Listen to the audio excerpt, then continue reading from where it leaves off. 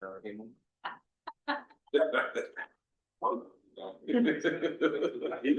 man, I literally didn't touch anything.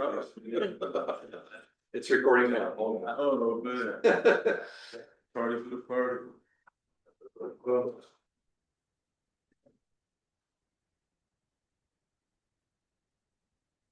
Is it supposed to? Unless you don't look at it. It's not actually think it's in my.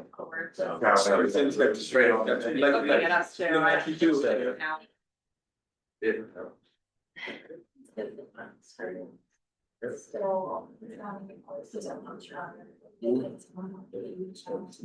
Yes, a lot. Some of the numbers ain't, that you wanna hear about. We know it's last night, it's dead, not out loud, so it's not as far as. Nobody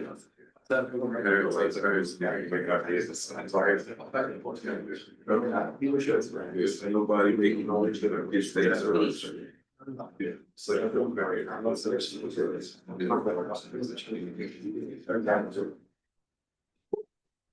Mrs. Judy, we're ready for you. Great. So we just kind of wanted to take a few minutes today to go over not necessarily like the budget and numbers in the budget, but just kind of how it's created, kind of more of a forest through the trees perspective of just what goes into all of the finances for the district. So when we think fiscal safeguards, just think like your common sense things we do to make sure that we are handling everything responsibly. So the purpose of our safeguards really, want to make sure we're doing things right. We're being compliant with certain rules and guidelines. We want to detect and prevent fraud or misuse. So whether it's intentional or unintentional, right? Sometimes we just got finger things. Sometimes we thought we could do one thing, but we take difference of opinion. We're constantly collaborating. Like, hey, do you read these rules? Do you agree that this is an appropriate use of funds? And by doing all of these things, we want to build public trust because we want to be transparent. We want them to know that we are doing the best we can to be good stewards of the money. And then by maintaining the fiscal health of the district, we can then protect programs and services and make sure we're putting our money back to our students. So who is responsible for the fiscal safeguards? In short, all of us. So, kind of starts from the top down. So the board approves the annual budget and our monthly financial reports, and you create the board policies. And again, none of that in a silo, right? You're doing that with our assistants, recommendations that we create for you. We have a citizen budget oversight committee, which is members of our community who then review the budget, the preliminary and the final. We monitor our carryover balances, and they're just really there to help assist the overall financial health of the district. So the superintendent is tasked with, the daily operations of the district and reports to the board. And of course, he's got a lot of superintendenting to do. So my role as the chief financial officer is to go more down into the nitty gritty of it. It's the daily operations. I look at all financial transactions at district, oversee payroll, and then just making sure the processes are in place to make sure that we have proper segregation of duties, approvals, follows. So it starts with our overall budget, right? You can't spend anything if it's not in our budget yet. So really this starts with getting all the input from everyone who's overseeing those budgets and who's affected by those budgets and what is it that they need. Last year, once everyone kind of came up with, hey, this is our ask, we went back and forth with, well, do you think you could maybe cut a little bit here? Have you thought about this? I know you had asked for this last year, maybe we could pay for it out of a different bucket. So it gets vetted between, most of us at the district office, including Jamie, who's our coordinator of business affairs. We run all of that by our citizen budget oversight committee in a meeting and include a WEA representative as well. Again, just so to get as much input as we can. While they don't necessarily get a vote, they're involved in the process. And then again, we bring it to the board preliminary, typically in July with the final in December after the unit count that's approved. And then we bring a monthly budget to actual to the. So once everything is approved at a big level, like we bring it back down to smaller level of individual purchases. So the individual purchases are approved by the person overseeing that budget. So it might be a principal, it might be a director, supervisor for that group. My hope is that it's all pre-approved, right? You're not going out to buy something if someone hasn't told you to do that, whether it's via email or verbal. But certain items too, we can require a purchase order in the system, make you show us that you have pre-approval. Over $10,000, the state doesn't give us a choice. They say you have to use this document to show your pre-approval. And then depending on the purchase, minor capital improvements, if we're buying a vehicle, certain technology, other state departments have to be included in that decision. So we just can't unanimously go out and make decisions on our own. With all of our transactions, we want to make sure that not one person is in charge of from start to finish, right? A person's going to go out and say, hey, I think I need to buy this. I'm going to be the one to go to buy it, receive it, pay for it, and nobody else looks at it. So we have to put in other people into the process there. And then in the system, typically either the principal or the supervisor approves it in the system, Jamie approves it, and I approve it. So usually 2 to 3 levels within that, all our payment transaction.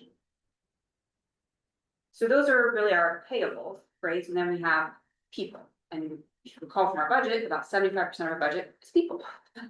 So how do we make sure that we are paying everyone who we need to pay and what we're supposed to pay them, no more, no less, and that everyone is actually working for us. We're not paying ghost people. So we have a separation of duties between human resources and payroll. Human resources basically houses a file. They say who we're hiring, who we're firing, terminating, retiring, and where they should fit on a scale based on their years of service and what type of employee they are. Payroll then confirms all that information, and then payroll is responsible for actually paying them extra time and all those things. From an authorization standpoint, Kelly, as the assistant superintendent, is overseeing all of the HR side. She reviews and approves all of those moves. And then I'm reviewing and approving all of the payroll side. So that, again, we don't have one person completely touching one person's record, start to finish.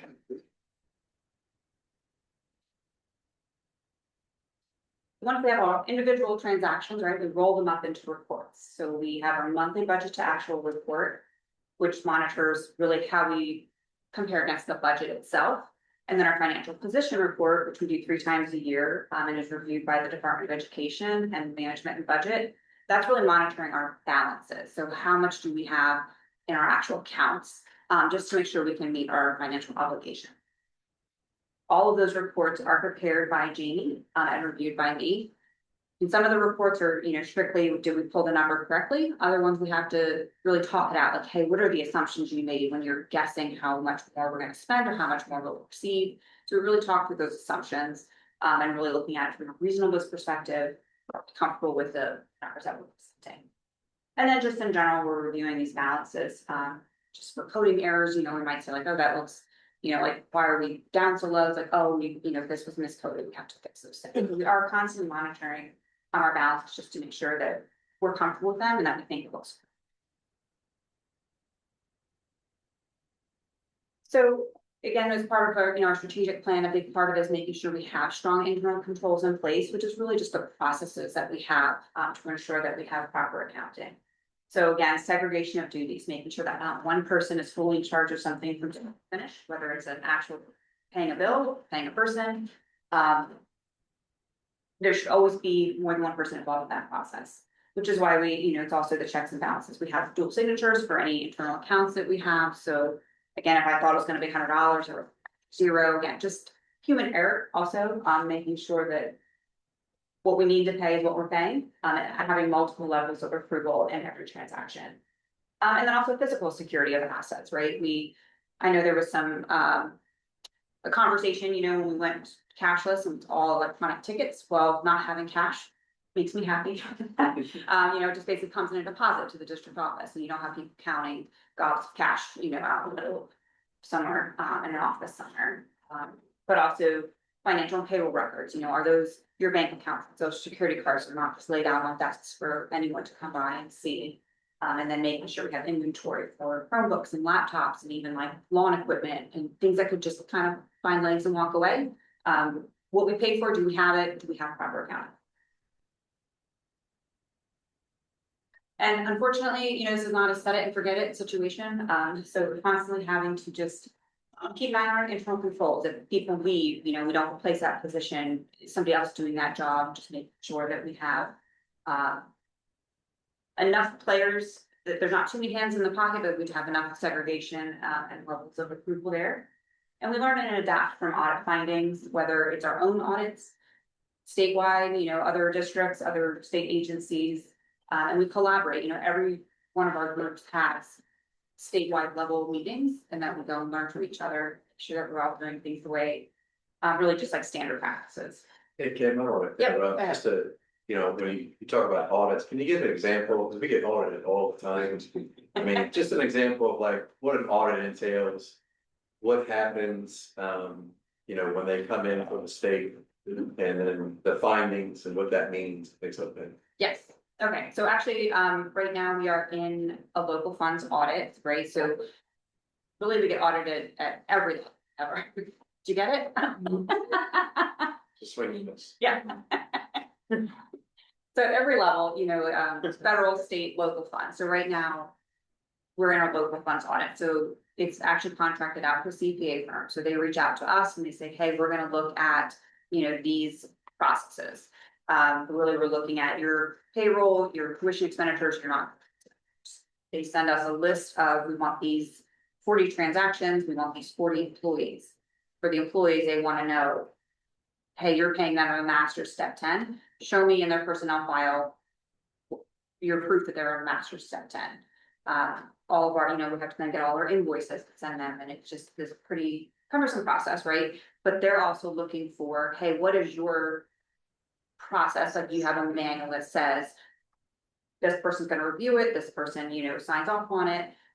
Are we doing things in accordance with our policy and procedures?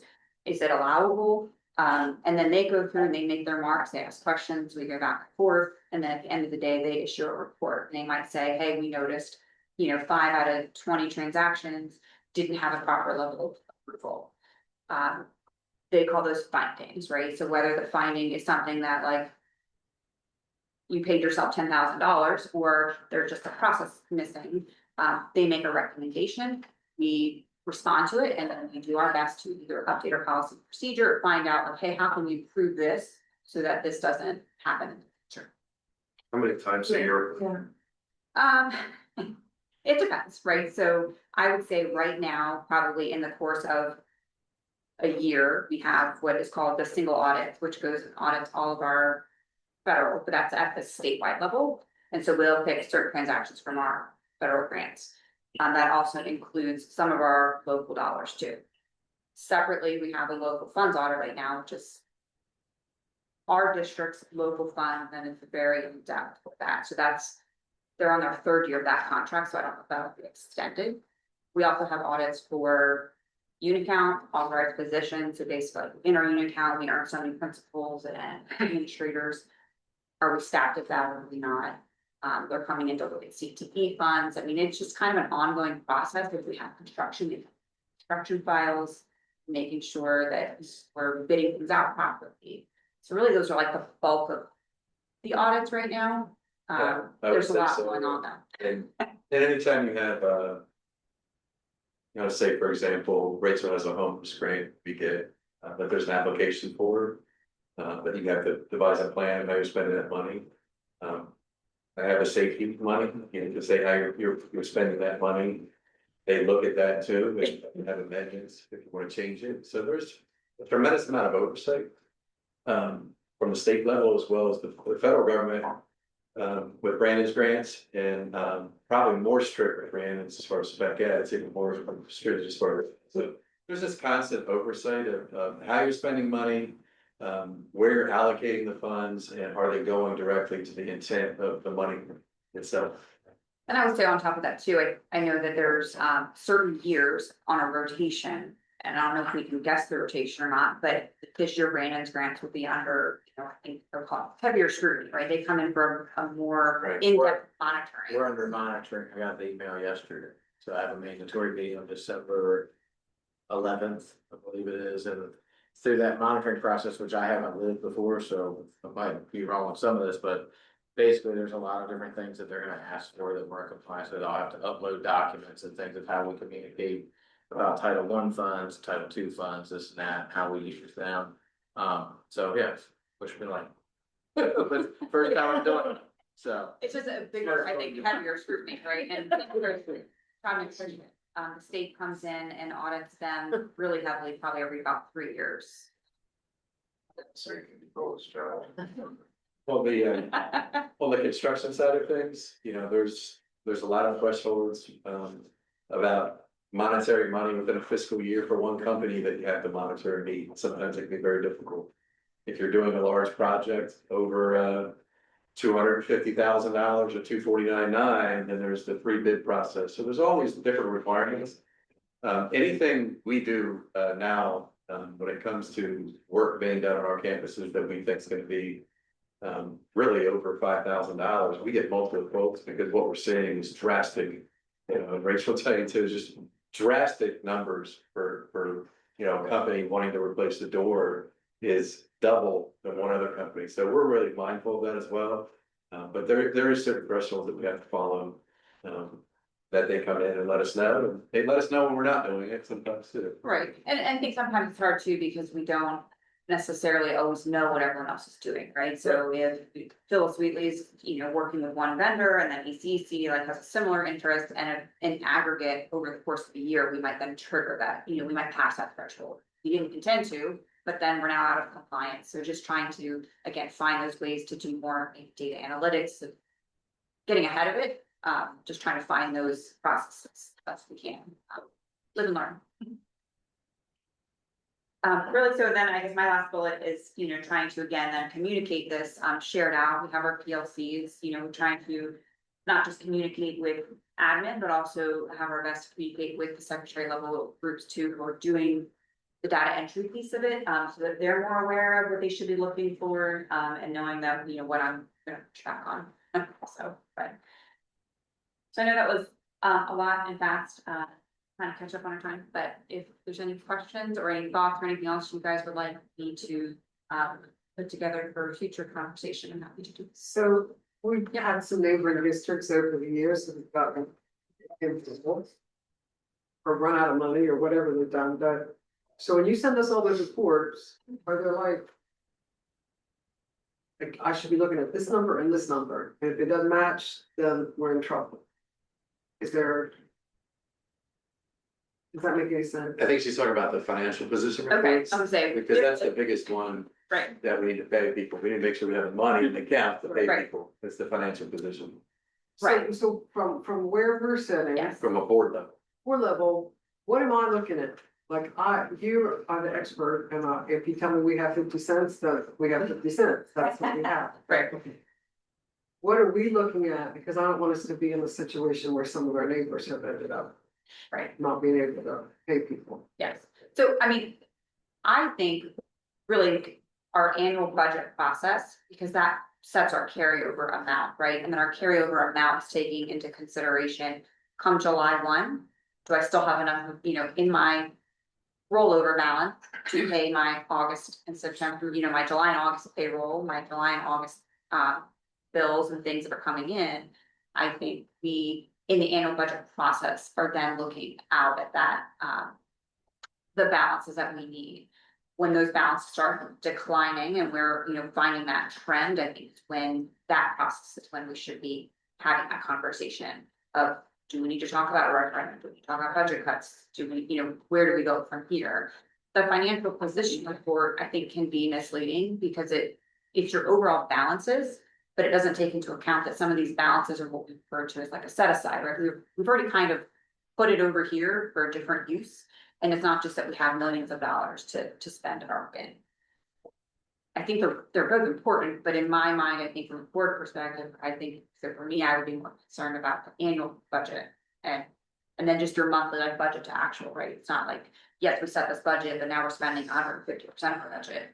Right, just to add on to that, I mean, you're talking about to start a budget, right? You're talking about zero-based budgeting at the building level, right? You get the numbers from the building. You're talking about what payroll expectations would be for payroll. You have the sit-down meetings with you, Jamie, myself, Kelly is involved as well. And then from there, it goes to the budget oversight committee. They're looking at it, which is former CFOs. They're in that group as well. And then from there, it's given to the board. And that's the annual budget process. And then on top of that, you have 3 times a year, you know, that we have to fill out the financial position, which was basically the state came in and said, you have to do this 3 times because there was a district in the state that didn't have the money to pay payroll, and they had to go borrow money from the state, so we don't wanna do that again, so here's how we have to do that. So I think Kim's right, that's another layer, but it's really about your yearly annual budget, your fiscal year. To make sure that, number one, you have the carryover, like you said, for your tax receipts that come in. But you do have your solvent and money in it, and it passed through 3 groups before it got to you. Our reserve is grown. It's, yeah, it's growing. Some. It's growing, so, right, so I think there's always, I think you have to, there's always a level of trust in the process of the people that are employed as well. But I think that going through those 3 committees itself, is really valuable, we have to do. And, you know, some other districts, you know, may have got, there's many things that can contribute to a budget. It's, you know, hiring practices, hiring more people than you anticipated, or growth was tremendous, and that 30% increased it massively over a year. And, sometimes it's human error that wasn't caught, and if it's not caught, then it exasperates an issue. So I guess that's like. I just wanna be sure there's not something that I'm supposed to be catching, that I'm not catching. No, I mean, again, you know, I don't think it's the responsibility of anybody on the board to say, you know, show me where you receive these numbers on the report, right? That's kind of our level of saying, you know, kind of what we vet at our level. We're happy to show it to you, but I think really it's more asking the questions, reasonableness, you know, at the surface, because you're only as good as the information given to you, right? So we're trying to make sure the human error part is removed from the If equation. it's January and our payroll lines, we already use 75% of the money, we have a problem. That's the stuff you guys should be, the percentages of the budget that are expended, that's really some of the things that's the first thing that we look at. I look at is I go right that line and go, percentage of the budget, percentage of what we are in the school year. And if we're over, Right. I'm coming right to Kim and going, hey, you know, and she usually goes, it's a 3-pay month, relax, okay. Yeah, so there's little things like that, but from your guys' level, yeah, ask questions about, you know, on the monthly reports, but the biggest thing is, I would look at the percentages of your expenditures based upon what we budgeted. Yeah, let's see. Which is why, you know, try to back out some of the bigger expenses, right, like insurance, the big upfront, your board, dues and the board docs, like some of those things. When I do my analysis too, I'm backing it out and then saying, okay, what percentage are we through the year, taking out big one-time purchases, Right. But it's that, again, just asking questions, right, don't be afraid to ask questions. Yeah. I'm happy to provide any data or look at anything, for you guys, so. I don't think you're blindly nodding every month, but you know, don't be afraid to ask. Thank you. For pay up. Thanks for. So that concludes, our open public session, of the board retreat, so thank everyone for attending, and I'll turn it over to Mrs. Stebbins. Is there further business, or is there any public commentary? We had no public commentary, it was meeting. Is there a motion then to adjourn? So moved. Is there a second? All right, second. All in favor? Aye. We are adjourned. Thank you so much.